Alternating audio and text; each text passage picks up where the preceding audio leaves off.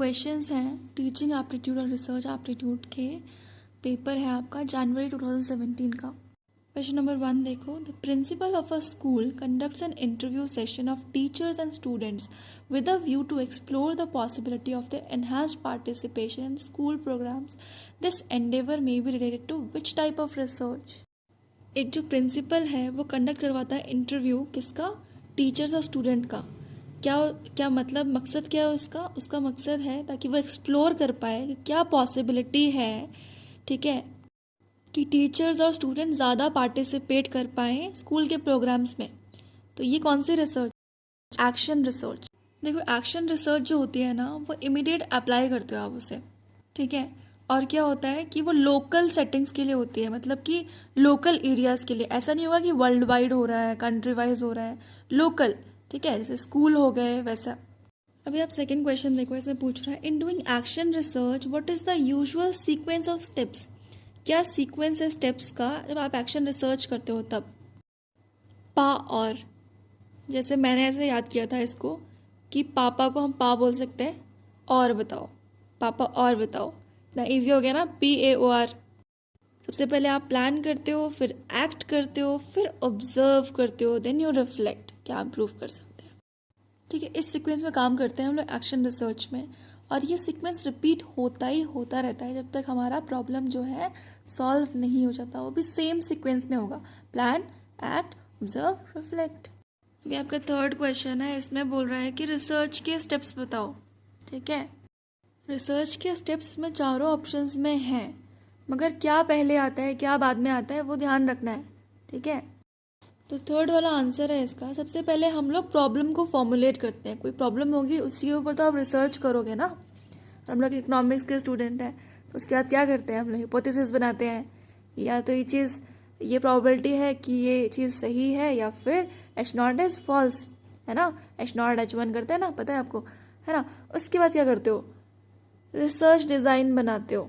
Research का design बनाने के बाद आप डेटा कलेक्ट करते हो, ठीक है। डेटा कलेक्ट करने के बाद क्या करते हो? डेटा को एनालाइज करते हो, उसके बाद उसका क्रक्स निकालते हो, आप जनरलाइजेशन निकालते हो कि हाँ ये चीज़ है करके। उसके बाद आप कंक्लूड कर देते हो डाटा में, आप पूरा ऑब्जर्व करके, है ना। उसके बाद आप लास्ट में क्या करते हो? कंक्लूड कर देते हो। इजी। देखो बच्चे, वहाँ पे सारे स्टेप्स नहीं, यहाँ पे सारे स्टेप्स देखो, बहुत इंपॉर्टेंट है, अच्छे से करना, ठीक है। सबसे पहले आप क्या करते हो? Formulation of a problem. जब कोई प्रॉब्लम है उसी के ऊपर तो आप रिसर्च करोगे ना, है ना, ठीक है। अभी कोविड का प्रॉब्लम आया तो लोग उसके ऊपर रिसर्च कर रहे हैं कि ट्रांसपोर्ट सेक्टर में कितना अफेक्ट हुआ। बहुत सारे डायमेंशंस हो सकते हैं, लोगों पे कितना अफेक्ट हुआ, है ना, हर चीज़। तो आप एक पर्टिकुलर प्रॉब्लम ढूंढते हो, क्या प्रॉब्लम है, उसके बाद आप लिटरेचर रिव्यू करते हो। Literature study, review of literature बोलते हैं इसको, कि जो आप रिसर्च करने जा रहे हो उसके ऊपर ऑलरेडी लोगों ने क्या रिसर्च करी हुई है पहले, आप पूरा स्टडी करते हो उसको, ठीक है। मुझे याद है मैं मास्टर्स के टाइम पे एक डिसर्टेशन कर रही थी, तो मैंने एक टॉपिक लिया था जेंडर इनइक्वालिटी के ऊपर, ठीक है। तो मैंने बहुत सारे पेपर्स रिव्यू किए थे, बहुत सारे ऑथर्स के पेपर्स थे, ठीक है। मतलब ऑलमोस्ट लाइक 15-20 तो मैंने लिया था, और भी देख रहे थे जितना हो सकता था, ठीक है। लोगों ने उस पर क्या बात की है, कैसे ऑलरेडी क्या रिसर्च हो चुकी है, उसके ऊपर ही तो कुछ एडिशनल स्टडी करोगे ना। अगर वो चीज़ आप प्रॉब्लम आपकी जो है वो ऑलरेडी सॉल्व हो चुके हैं तो आपका तो बनता ही नहीं है वो रिसर्च, है ना। रिसर्च आप दोबारा सर्च कर रहे हो, कुछ ऐड ऑन करोगे तभी तो रिसर्च होगा ना, नहीं तो आप सर्च ही कर रहे हो फिर, ठीक है। लिटरेचर रिव्यू के बाद आपकी एम रहती है, क्या एम है आपका रिसर्च का, ऑब्जेक्टिव है ना। फॉर्मुलेशन ऑफ हिपोथेसिस, आप हिपोथेसिस फॉर्म करते हो, H0 H1, इकोनॉमिक्स के स्टूडेंट को बहुत अच्छे से पता है ये चीज़। उसके बाद रिसर्च डिज़ाइन, ठीक है। रिसर्च के मेथड्स, मतलब कि आप कौन से मेथड्स यूज़ करोगे रिसर्च में। उसके बाद रिसर्च की टेक्निक, कौन सी टेक्निक यूज़ करेंगे आप। फिर सैम्पलिंग, है ना, आप सैम्पल लोगे एक चीज़ का पॉपुलेशन में से।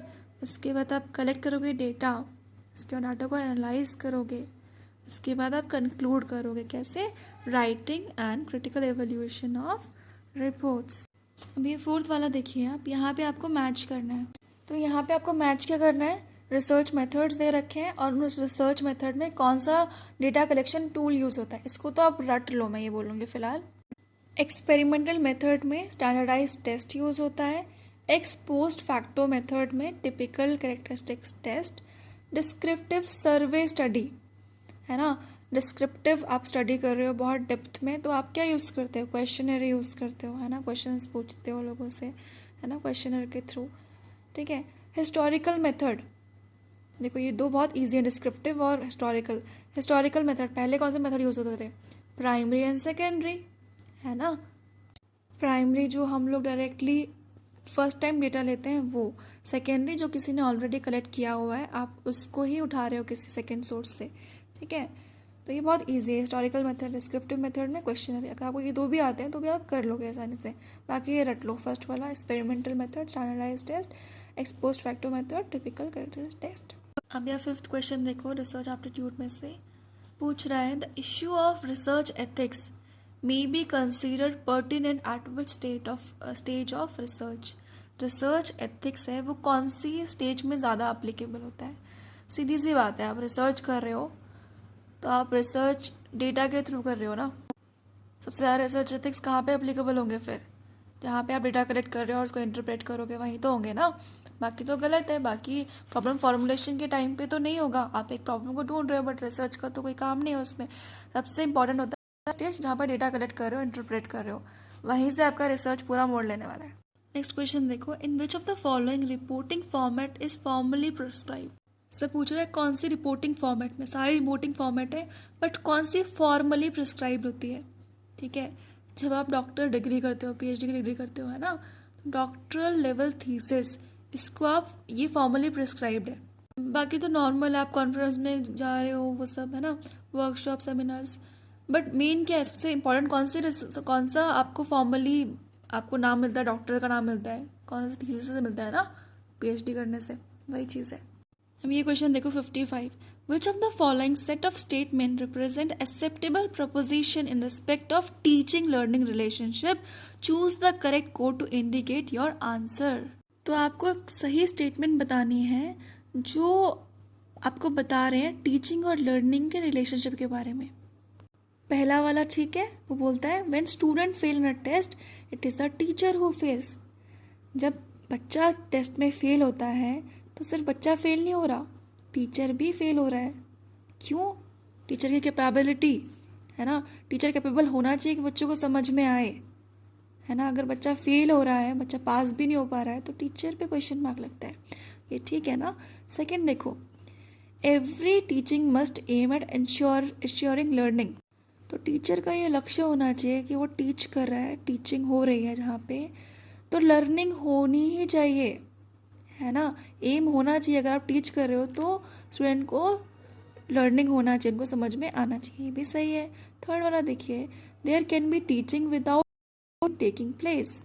देखो सही तो ये बात भी है, टीचर तो कई बार पढ़ाता है क्लास में, पर हर टाइप का बच्चा होता है, टीचर पढ़ा रहा है, there can be teaching without learning taking place.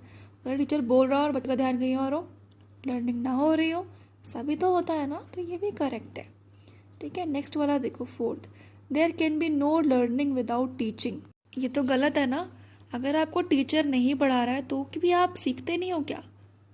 अभी आप यूट्यूब से पढ़ रहे हो तो यार खुद से ही पढ़ रहे हो ना, कोई ज़बरदस्ती आपको टीचर के तो पढ़ा नहीं रहा ना, बुक से पढ़ रहे हो, टीचर तो नहीं है तुम्हारे सामने, है ना।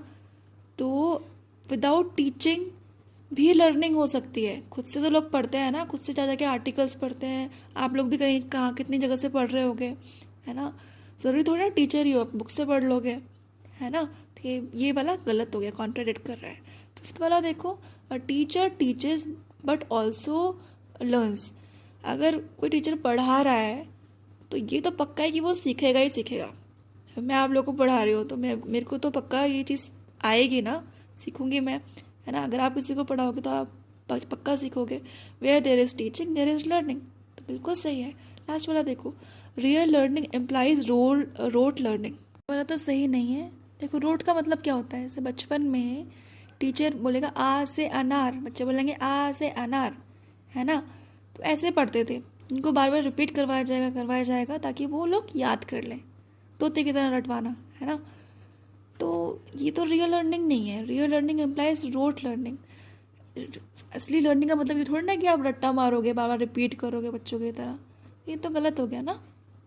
तो हमको फर्स्ट सही था हमारा, सेकंड सही था, थर्ड सही था और फिफ्थ सही था।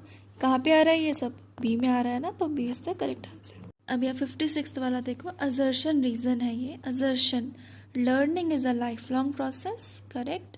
Reason, learning to be useful must be linked with the life process. Assertion तो ठीक है, लर्निंग तो एक लाइफ लॉन्ग प्रोसेस है। जब तक आप जियोगे आप कुछ ना कुछ सीखते रहोगे। ज़रूरी नहीं है किताबी ज्ञान, लाइफ पे कितना कुछ सिखाती है, कितना कुछ होता है लाइफ में, कितना कुछ सीखते हो आप, है ना। रीज़न क्या है? Learning to be useful must be linked with the life process. Learning को यूज़फुल बनाने के लिए, लर्निंग यूज़फुल तभी है जब वो लिंक होती है लाइफ प्रोसेस से। वही है ना, सिर्फ किताबी ज्ञान की बात नहीं हो रही। लाइफ से क्या सीख रहे हो, वो तो एक लाइफ लॉन्ग प्रोसेस है ना। लर्निंग पूरा ज़िंदगी भर चलती ही चलती है। दोनों ठीक है, both assertion and reason are correct and reason is the correct explanation of the assertion. Next question देखो 57, effectiveness of teaching has to be just in terms of learning outcomes of the students. तो main तो यही होता है कि अगर कोई teacher पढ़ा रहा है तो उससे जज कैसे किया जाएगा। स्पेशली प्रिंसिपल्स जो होंगे ना, वो कैसे जज करेंगे? भाई रिजल्ट क्या आया बच्चों का, तुम्हारी पढ़ाई का तो मतलब तभी है ना रिजल्ट क्या आया। तो उनको डंडा पड़ता है अगर रिजल्ट अच्छा नहीं आया। तो मेन तो उनको जज ऐसे क्या आता है, तुम पढ़ा रहे हो तो उसका आउटकम क्या आ रहा है, learning outcome of the students, ठीक है। बाकी देखो, कोर्स कवरेज ज़रूरी है मगर उससे जज नहीं किया जाता। मेन होता है लर्निंग का आउटकम आना। सेकंड, स्टूडेंट का इंटरेस्ट, वो टीचर के हाथ में है। टीचर अपना बेस्ट दे सकता है पर दिमाग बच्चे का कहाँ है, वो बच्चे के हाथ में है, ठीक है। लास्ट देखो, use of teaching ads in the classroom, वो तो करना ही होता है ना, मगर जज किसे किया जाएगा, लर्निंग आउटकम। बेस्ट आंसर वही वही फिट हो रहा है इसमें, है ना। 58 क्वेश्चन देखो, in which teaching method learners participation is made optimal and proactive. यहाँ पे 4 चीज़ें दी हैं। पहला है डिस्कशन मेथड, जब बच्चे डिस्कस करते हैं एक पर्टिकुलर क्वेश्चन, एक पर्टिकुलर प्रॉब्लम के ऊपर, ठीक है।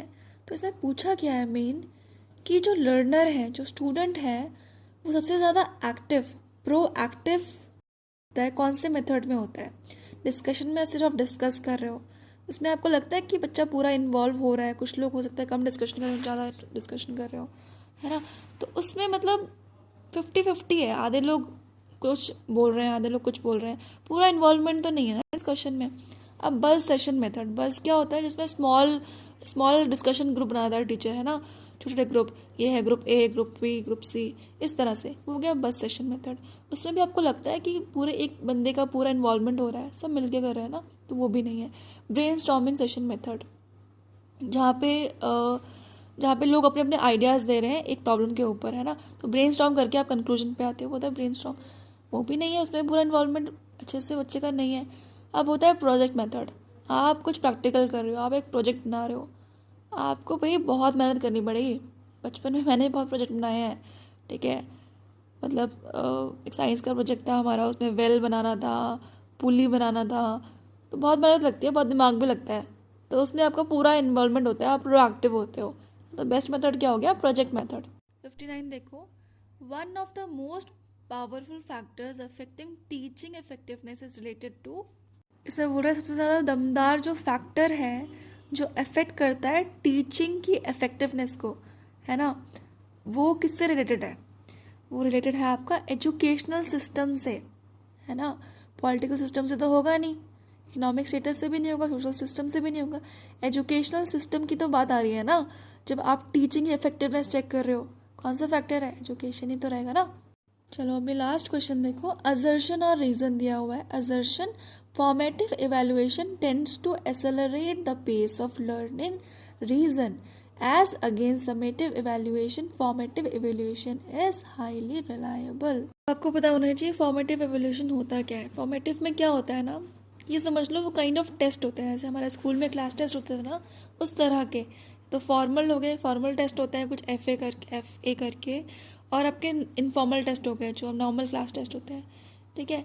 वो ये देखने के लिए होता है कि आपको कितना समझ में आया है, ठीक है, आपकी प्रोसेस ऑफ लर्निंग को चेक करने के लिए होता है, मगर वो मेन आउटकम तो नहीं होता ना, फाइनल एग्जाम नहीं है वो। आपका नॉर्मल जैसे प्री बोर्ड होता है ना, उस तरह से समझ लो कि आपका फॉर्मेटिव इवैल्यूएशन है। अब समेटिव क्या होता है? समेटिव होता है कि एंड में जो रिजल्ट आना चाहिए, एंड में जो आउटकम आना चाहिए, ठीक है, फाइनल एग्जाम, ठीक है। तो मतलब अगर उसमें फेल तो फेल, टेस्ट में फेल हुए तुम नॉर्मल FA में तो फिर कोई फ़र्क नहीं पड़ता है ना, तुम्हारा फाइनल एग्जाम तो नहीं है, वो इम्प्रूव कर लोगे। मगर अगर समेटिव में फेल हो गए, बैक लग जाती है भाई, वही चीज़ है। तो फर्स्ट तो ठीक है, formative evaluation tends to accelerate the pace of learning, वो आपकी पेस ऑफ लर्निंग को बढ़ाता है ना। आपका टीचर चेक करता है तो आपकी बढ़ती है ना, आप टेस्ट के लिए प्रिपेयर करते हो तो वो पेस आपकी बढ़ती है ना लर्निंग की। सेकंड बोल रहा है कि फॉर्मेटिव इवैल्यूएशन ज़्यादा रिलायबल है, ठीक है, ज़्यादा आप उस पर भरोसा कर सकते हो फॉर्मेटिव इवैल्यूएशन से बजाय कि समेटिव इवैल्यूएशन के। तो गलत है ना, समेटिव तो मेन एग्जाम है, तो वो ज़्यादा रिलायबल होगा ना कि फॉर्मेटिव वाला, है ना। तो A is correct but R is false. Thank you.